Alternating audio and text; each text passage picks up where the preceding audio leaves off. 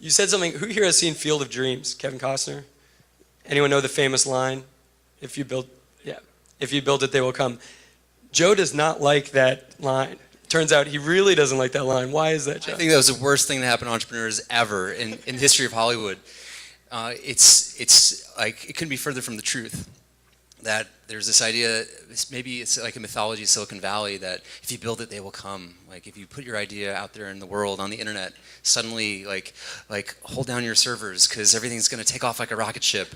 Like that just happens in like very, very, very, very few use cases. Like there's one use case I know of, which is YouTube. And YouTube is described to me not as having hockey stick growth, it was having stripper pole growth because it was just straight up. So like, or any type of pole growth. It doesn't have to be straight up. So fireman's pole. Fireman's pole. Thank you. Much better. I'm gonna start using that. So the whole point is that if you build it, they don't come. There's actually this beautiful graph on the internet that came out of Y Combinator. Paul Graham drew this on a whiteboard. It's infamous inside Y Combinator. It's called the process. It's the process of putting your idea into the world. And what it shows you is that there's this excitement period where everything kind of goes straight up, and they call it the tech crunch of initiation, where you get blogged about and there's all this traffic all of a sudden. And then your traffic comes back down. It's called the wearing off of novelty. Like people move on to the next thing because maybe you don't have a product market fit just yet. And then you enter a phase that's called the trough of sorrow. The trough of sorrow can last for days or weeks or months or sometimes years.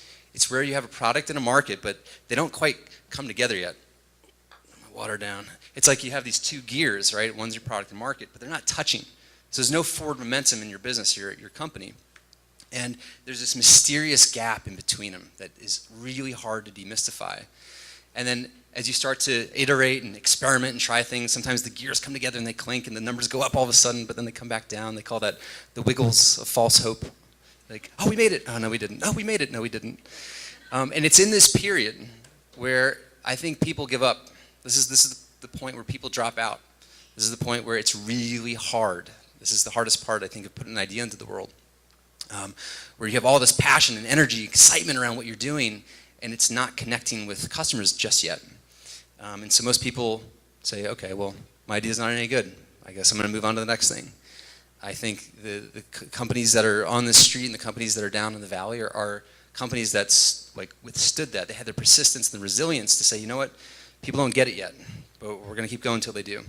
I'm sure like you guys have your own story about this, right? How long would you say was your trough of sorrow? Too long. It was literally about at least a year and a couple months. Yeah, I would say ours was probably at least 2 years.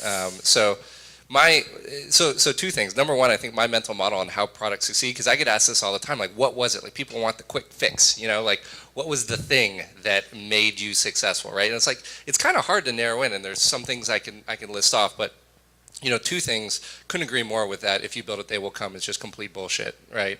I like to tell people think of their idea as this magical thing that's going to get out there, and it's just wait till the world sees it, right? But what I like to explain to people, it's not version 1 that's going to be successful. It's like version 27 that's going to be successful, right? So first you have to iterate a lot, because for no one, and I'll bet not even for YouTube was version 1 successful, right?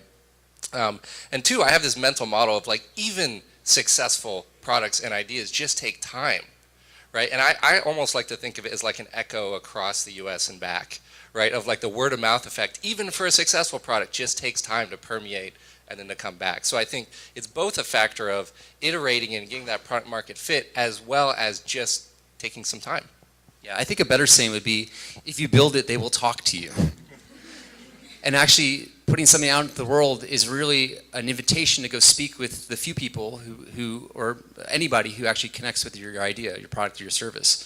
And for us, demystifying that invisible gap between our product and market was by having conversations and actually going and talking to our early customers and our early adopters and asking them the single question: what is the biggest challenge you face using our service? And in that one question alone, people would surface these stories about, wow, it's really hard to manage your calendar, or it's really hard to book for a family, or whatever the thing was.